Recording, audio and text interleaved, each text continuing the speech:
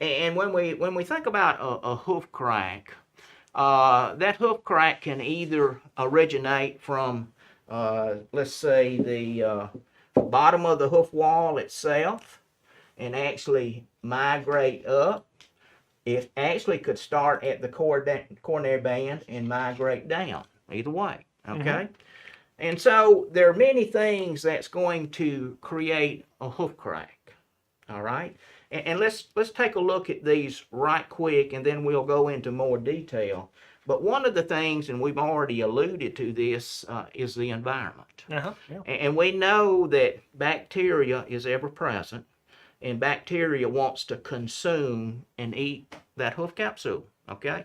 And the form of bacteria that does the most damage is going to be an anaerobic form. That is, bacteria that thrives in the absence of oxygen.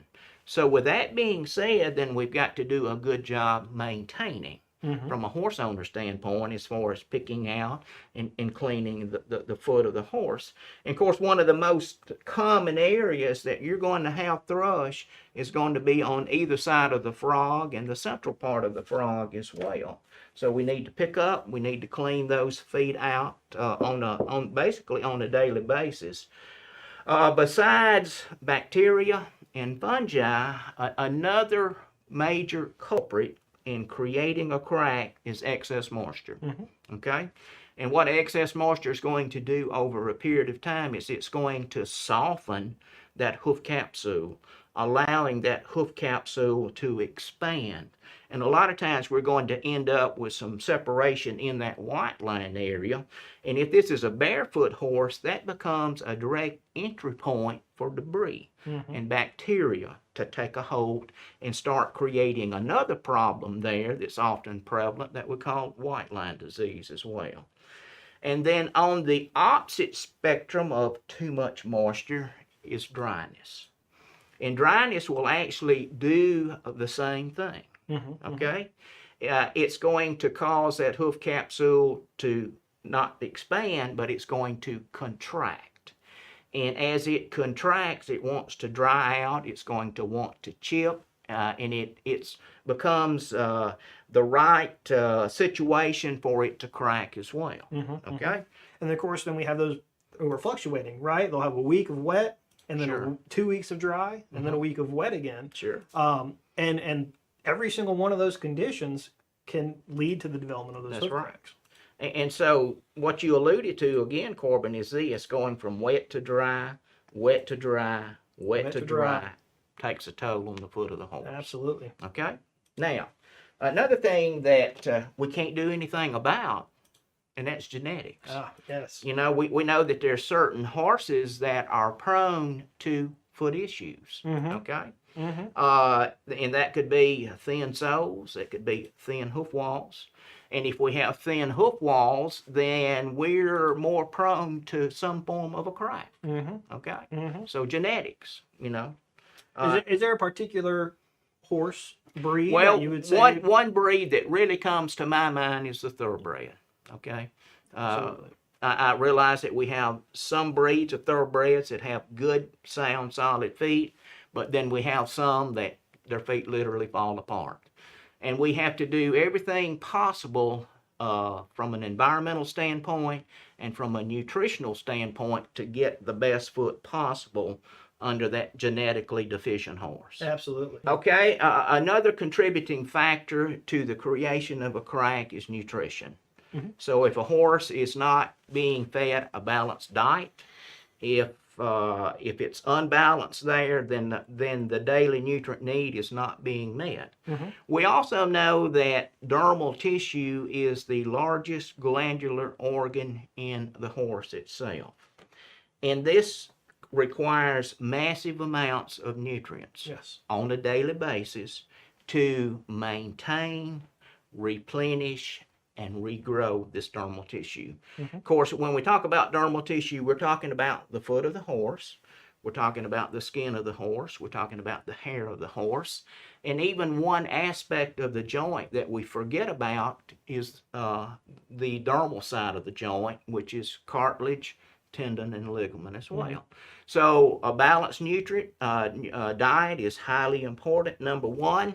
And then if we have a horse that is, if we want to call it genetically deficient, prone to poor quality feed, or if we have a foot issue, then we can actually add a good hoof supplement to that diet, specifically for dermal tissue growth and improvement as well. And when we talk about nutrition, of course, we talk about a lot of times the lack of nutrition, right? But overly providing carbs and an overweight horse, mineral, vitamins, the minerals, all that all plays a factor. So when we talk about nutrition and diet, we're talking about a balance, right? And when we say balance, we mean that your protein has to be balanced, your calories have to be balanced, your minerals have to be in the right proportion and ratio to each other, your amino acids have to be balanced, vitamins have to be balanced as well. Absolutely. And if anything is out of balance, then that's going to interfere with the absorption of something else that horse needs to grow good dermal tissue. Absolutely. And one of the first signs of an imbalanced diet is going to be hoof issues. That's right. The farrier in particular is going to pick up on it. He'll see that in the foot. Absolutely. Sure will.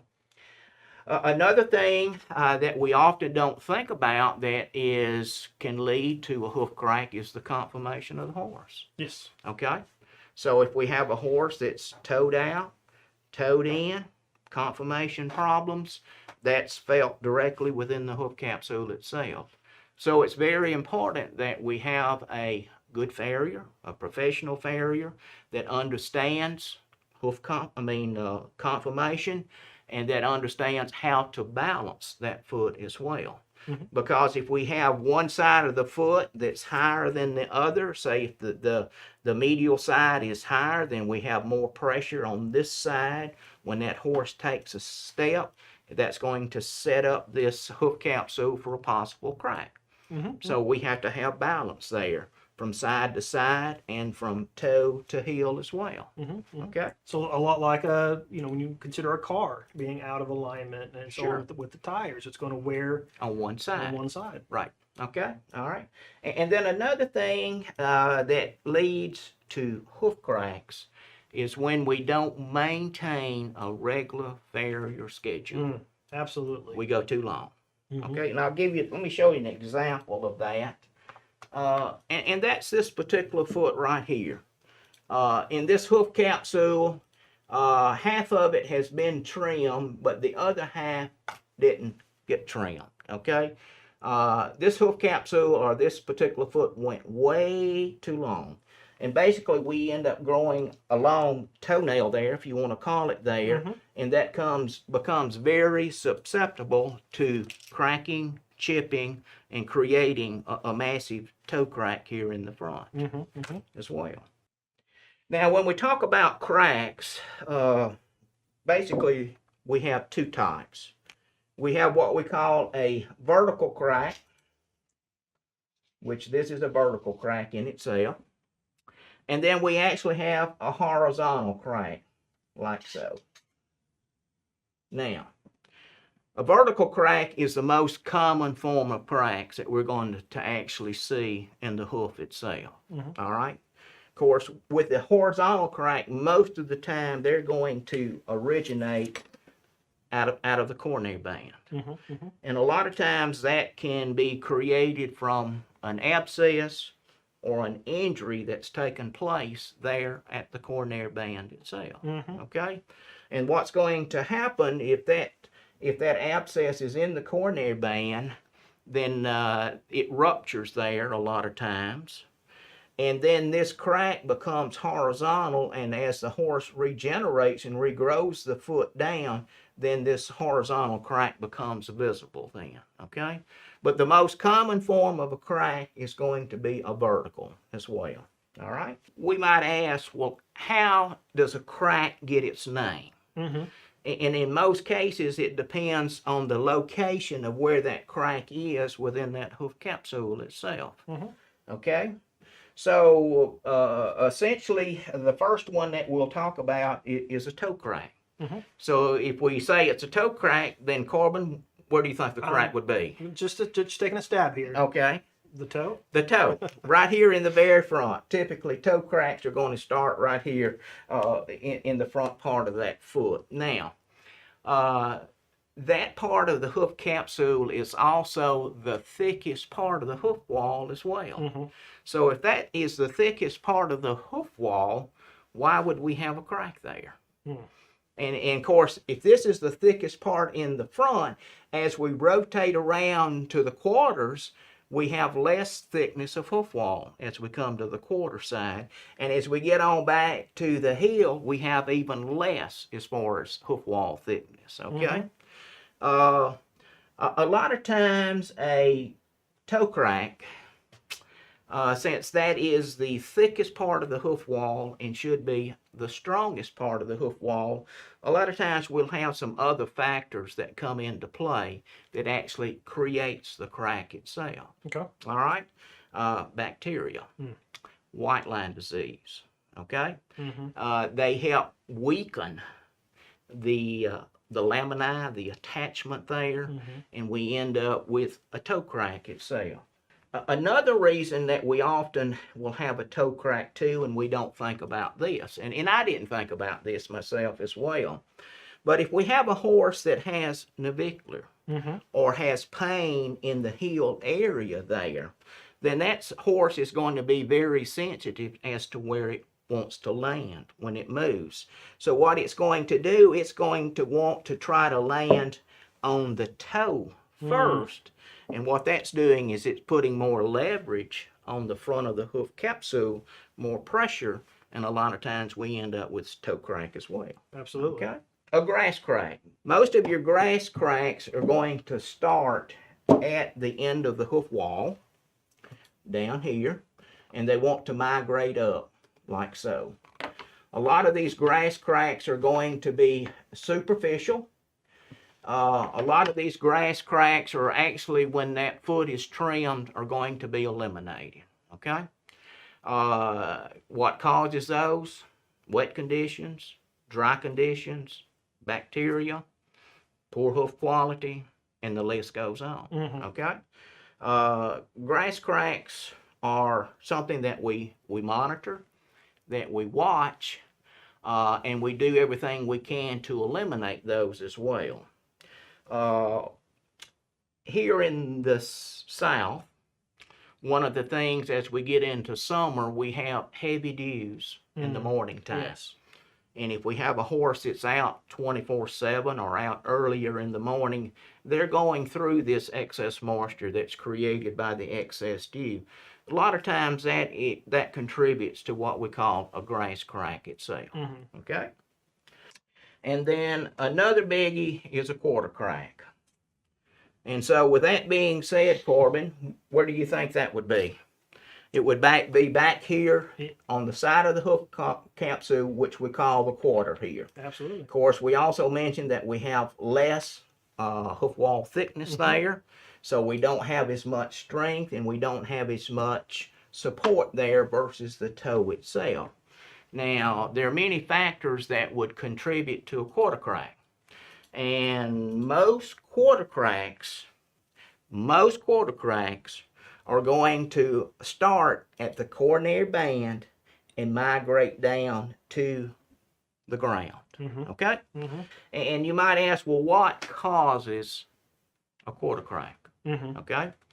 And we've already mentioned this before. The conformation of the horse is critical to a quarter crack.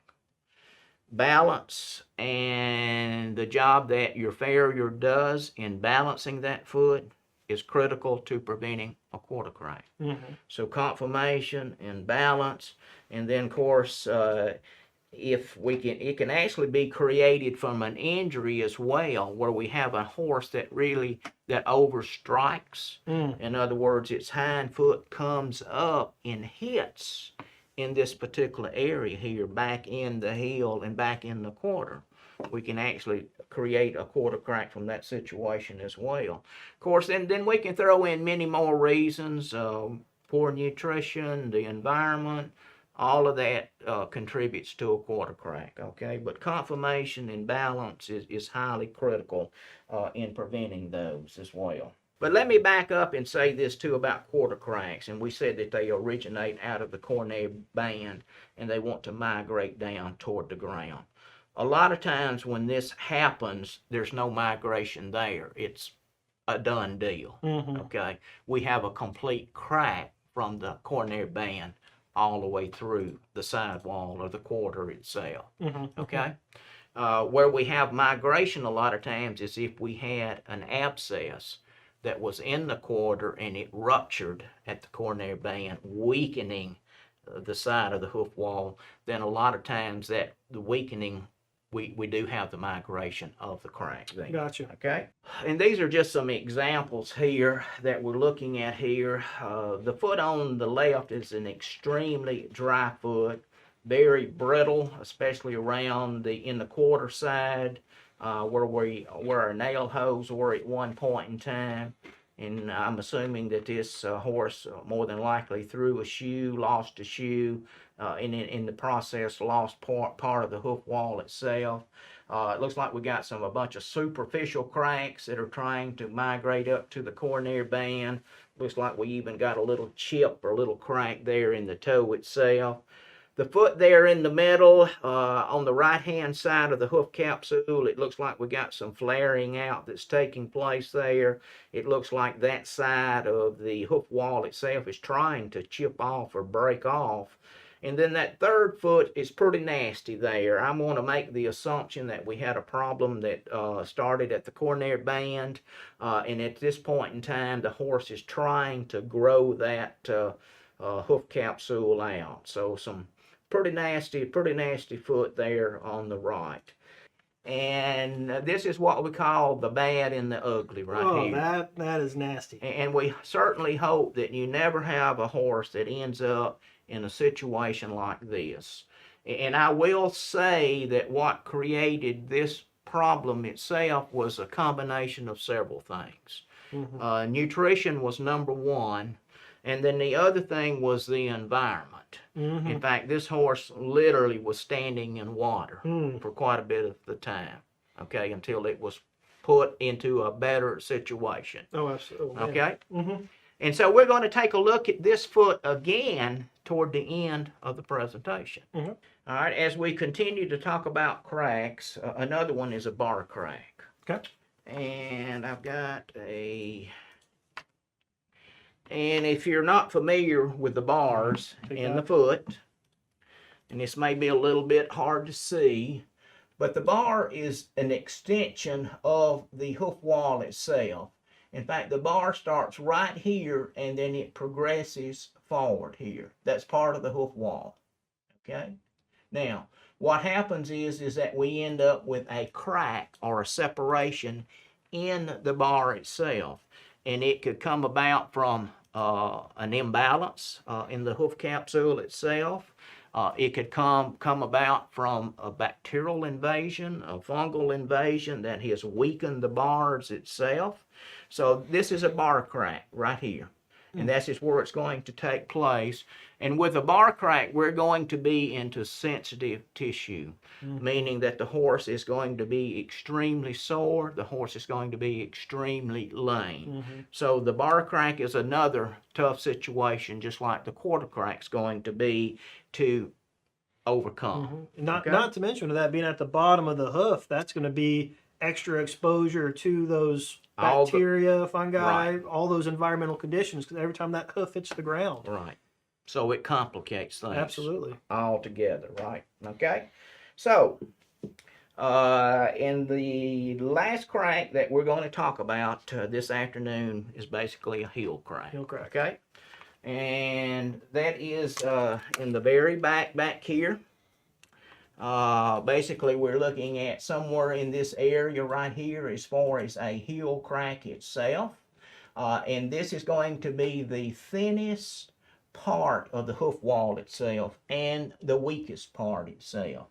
So if this has been softened by moisture, makes it very easy to crack. If the shoe is misplaced on the foot itself, then we could end up with a crack, and I'll show you using this right here.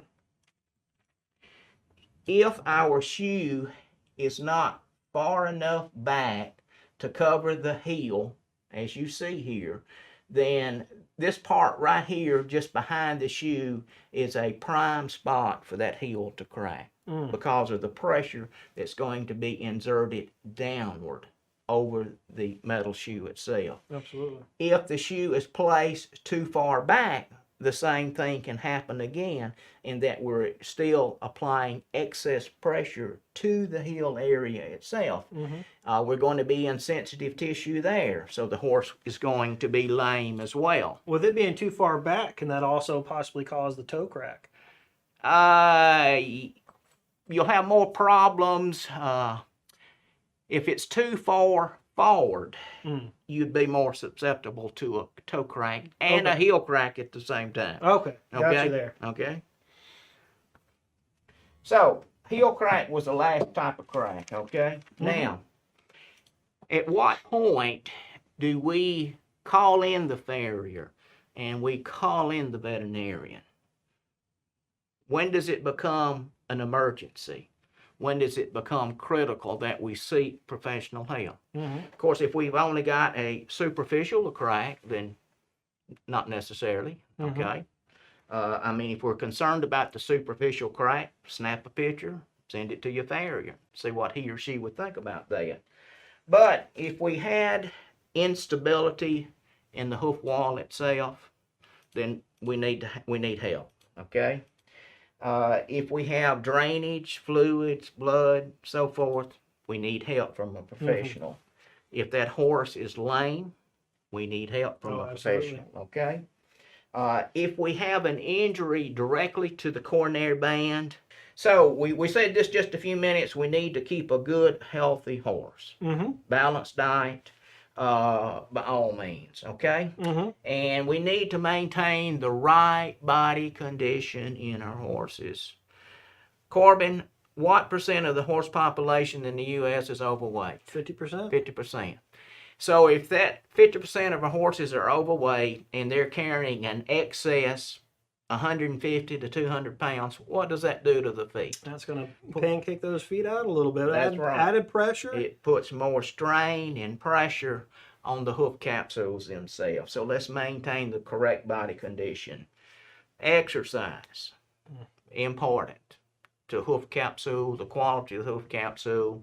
If we have a horse that's moving, we have blood that's pumping. If we have blood that's pumping, then we have nutrients that's being fed and delivered to the hoof capsule, to the lamini, to regenerate and regrow the foot itself.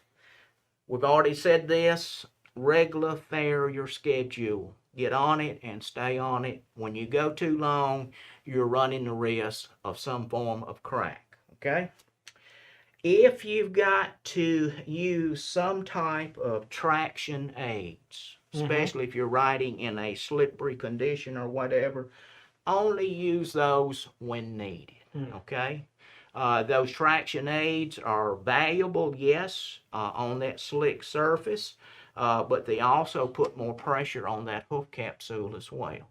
So be mindful of the traction aids and only use those when needed, okay? Makes sense. Now, another thing that we can do to help avoid cracks and improving the overall quality of our hoof capsule comes about through nutrition. And one of the options is to add a hoof supplement to the diet of the horse. And of course, the hoof supplement that we manufacture here at Life Data Labs for the past 40 plus years is Farrier's formula. And of course, one of the options is the double strength version there. Which again, if you're across the seas, you may know this as the double concentrate, correct, and not the double strength. Right. But it's the same product. Same product. So the identical product, just a different name. Yes. Okay. All right. So this is a supplement that we feed daily along with what we're feeding our horse. Okay. And a 1,000-pound horse, we're only going to feed 3 ounces or a half a cup of the product daily. So we've got a 60-day supply in this 11-pound bag. There's a 3-year shelf life on that 11-pound bag as well, okay? Nutrition is not an overnight fix either. In fact, once we start, we've got to continue to feed the product. And typically within 2 to 3 months of feeding Farrier's formula, we're going to have new hoof growth that's going to be generated at the cornea band. And we can actually see and feel a slight bulge that the product has encouraged the horse to grow the foot, and that comes about internally. And what it's going to do as it regrows this foot itself is, and we said internally, the thing that we need to take a look at and work on is hoof wall thickness. And if we see the inside of the foot here, this is all the hoof wall we have right here. That's it. That's what supports this 1,000-pound horse there. So the more hoof wall we have, the stronger the hoof wall it is, the less likelihood that we're going to have a crack. Of course, it's going to thicken and give us a little more cushion and a little more protection underneath the coffin bone as well, and that's going to improve sole thickness as we regrow this foot internally as well. Of course, if we already have a crack, then as we said earlier, we can't put the crack back together, but we've got to regrow that entire, we got to grow the band out and replace it with a good, solid, sound foot. This is the same nasty foot that we looked at earlier. And the difference that went into improving hoof quality is we improved the environment. We got the horse out of the wet conditions. Farrier's formula was added to the diet of the horse. And about a year later, this is what we ended up with there. Of course, you can still see some surface marking and cracking. And of course, that came about because of the damage that was done up into the cornea band itself. But at least a tremendous improvement in hoof quality. Tremendously. Okay? All right. Another thing that we need to be mindful too when it comes to preventing a hoof crack, and it may be a little hard to see on the legs of the horse there, but it's fly season again. And we have some horses that are very sensitive to flies. And what they do is they'll stand there and they'll stomp. Absolutely. And that will contribute to a crack or worsen the crack a lot of times as well. So we need to do a good job as far as preventing the flies if we can, and eliminating the flies if we can do that. All right. We also need to be mindful of the surface that we're riding on. If we're on an extremely hard surface and we're pounding the surface, just like the horse stomping flies, we can create a situation that's not good as well. And the other thing, I think, have stressed this over and over, and that's the environment. Absolutely. We've got to do a good job in protecting that hoof capsule against bacteria, fungi, wet and dry conditions. I think we've talked about Farrier's finish already. It's a liquid product. It's an antimicrobial, plus it's going to help either shed or retain the needed moisture in the hoof capsule, especially if it's dry. The other one was the hoof clay there. It's an antimicrobial. It's in a paste clay form, and it's for specific problems either in the hoof wall or the sole of the foot. Great for a thrush problem. It's also great if we have some wall separation. And if that horse is shod, if you'll get your farrier to coat the white line area with the clay and then nail the shoe on top of it, that will help clean that area up as well. And of course, white line too, anytime we have wall separation, we have the beginning of a crack, essentially. Okay? And that's where, you know, like you said, the hoof clay, I mean, that just fills in those cracks. It stays in place. But essentially, you know, if you really want to get rid of those hoof cracks, to me, this right here, these three, that's your combo. is the combo. Right.